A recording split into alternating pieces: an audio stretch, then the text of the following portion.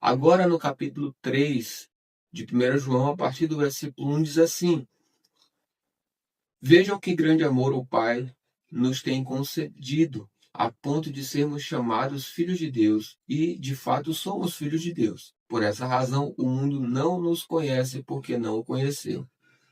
Amados, agora somos filhos de Deus, mas ainda não se manifestou o que haveremos de ser.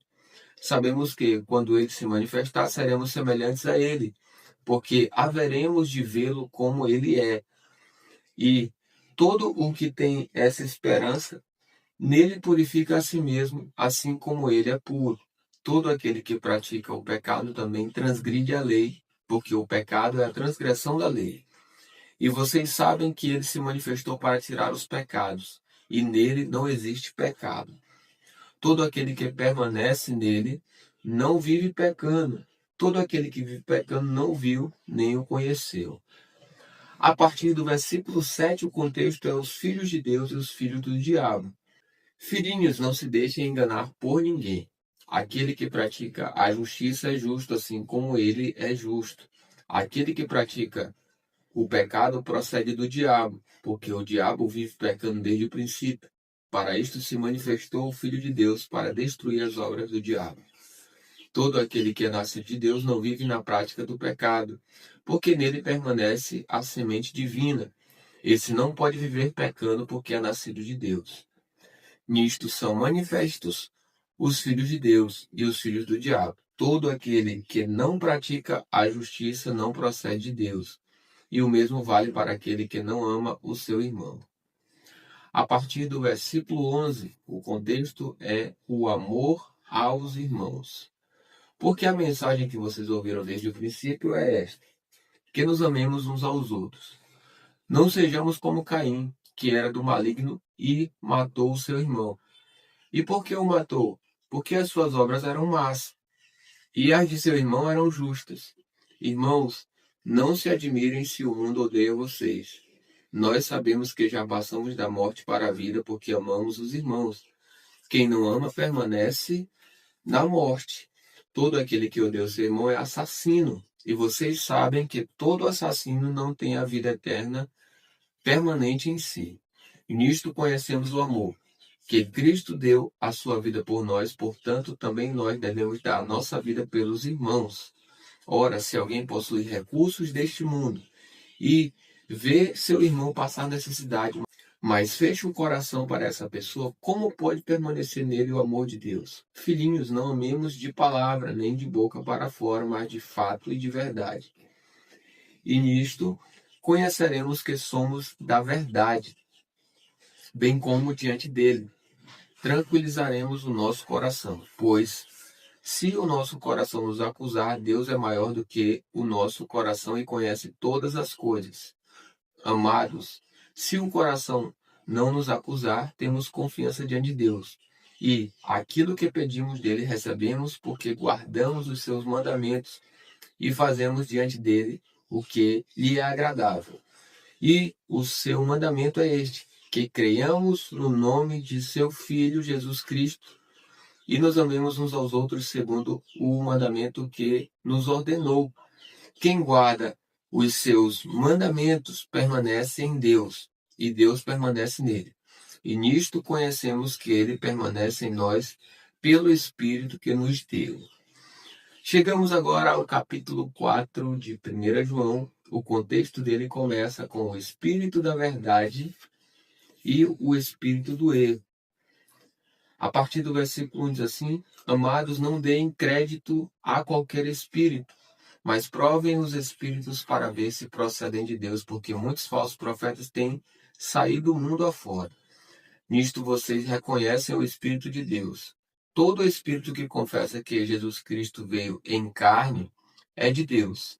E todo espírito que confessa isso a respeito de Jesus não procede de Deus, pelo contrário, este é o espírito do anticristo, a respeito do qual vocês ouviram dizer que viria e que agora já está no mundo. Filhinhos, vocês são de Deus e venceram os falsos profetas, porque aquele que está em vocês é maior do que aquele que está no mundo. Eles procedem do mundo, por essa razão falam da parte do mundo e o mundo os ouve. Nós somos de Deus. Quem conhece a Deus nos ouve. Quem não é de Deus não nos ouve. Nisto reconhecemos o espírito da verdade e o espírito do erro. A partir do versículo 7, o contexto é: Deus é amor.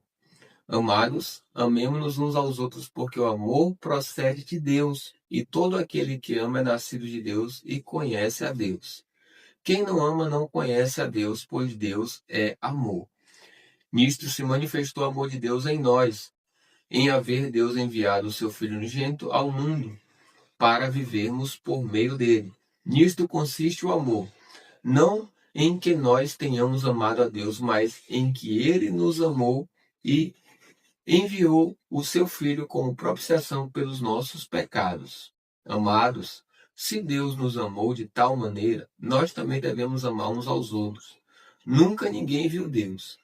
Se amarmos uns aos outros, Deus permanece em nós e o seu amor é em nós aperfeiçoado.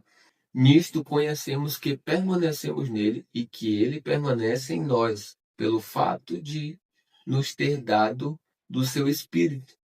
E nós temos visto e damos testemunho de que o Pai enviou o seu Filho como Salvador do mundo. Aquele que confessar que Jesus é o Filho de Deus, Deus permanece nele e ele permanece em Deus. E nós conhecemos o amor e cremos neste amor que Deus tem por nós. Deus é amor. E aquele que permanece no amor permanece em Deus e Deus permanece nele. Nisto o amor é aperfeiçoado em nós, para que no dia do juízo mantenhamos confiança, pois assim como ele é, também nós somos neste mundo. No amor não existe o medo, pelo contrário, o perfeito amor lança fora o medo, porque o medo envolve castigo, e quem teme não é aperfeiçoado no amor. Nós amamos porque ele nos amou primeiro. Se alguém disser, amo a Deus, mas odiar o seu irmão, esse é mentiroso, pois quem não ama o seu irmão, a quem vê, não pode amar a Deus a quem não vê. E o mandamento que dele temos é este: quem ama a Deus, que ame também o seu irmão. A gente chegou agora no capítulo 5 de 1 João, o último capítulo desse livro. E ele começa falando sobre a fé que vence o mundo. Todo aquele que crê que Jesus é o Cristo é nascido de Deus. E quem ama aquele que o gerou, ama também o que dele é nascido. Nisto sabemos que amamos os filhos de Deus, quando amamos a Deus e praticamos os seus mandamentos. Porque este é o amor de Deus, que guardemos os seus mandamentos. E os seus mandamentos não são difíceis de guardar. Porque todo o que é nascido de Deus vence o mundo. E esta é a vitória que vence o mundo, a nossa fé. Quem é o que vence o mundo, senão aquele que crê que Jesus é o Filho de Deus? A partir do versículo 6, o contexto é o tríplice testemunho sobre Cristo. Este é aquele que veio por meio de água e sangue, Jesus Cristo. Ele não veio somente com a água, mas com a água e com o sangue. E o Espírito é o que dá testemunho, porque o Espírito é a verdade. Pois há três que dão testemunho: o Espírito, a água e o sangue. E os três são unânimes num só propósito. Se aceitamos o testemunho dos homens, o testemunho de Deus é maior. E este é o testemunho de Deus, que ele dá a respeito do seu Filho.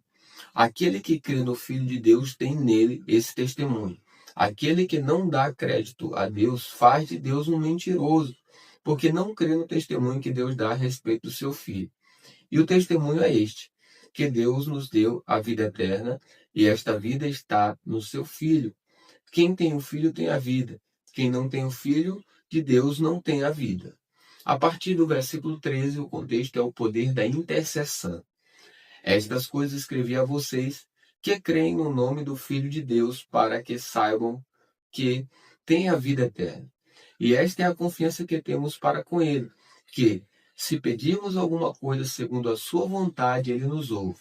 E, se sabemos que ele nos ouve quanto ao que lhe pedimos, estamos certos de que obtemos os pedidos que lhe temos feito. Se alguém vê o seu irmão cometer pecado que não leva à morte, pedirá e Deus dará vida a esse irmão.